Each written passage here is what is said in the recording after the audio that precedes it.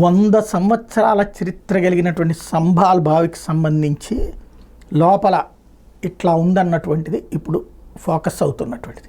ఇక్కడ పాయింట్ ఏంటంటే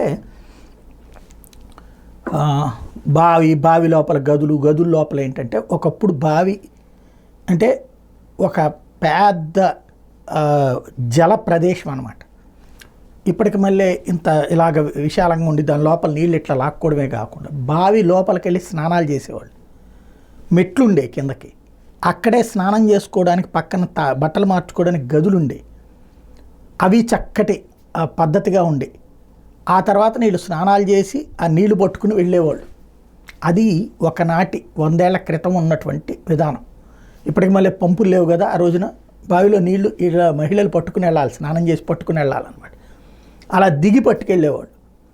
అలాంటి దాన్ని దిగుడు బావులు అనేవాళ్ళు అనమాట.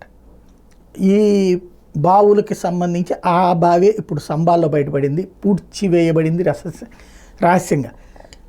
40 ఏళ్ల క్రితం ఆ ప్రాంతంలో హిందువుల్ని తరిమివేసిన తర్వాతన నిశ్శబ్దంగా చేయబడినటువంటి హిందూ జాతి సాంస్కృతిక అంతానికి సంబంధించినటువంటి లేదా సాంస్కృతిక మూలాలను మూసివేసినటువంటి ఒక్కొక్క వ్యవహారం ఇప్పుడు వెలుగులోకి వస్తుంది అక్కడ.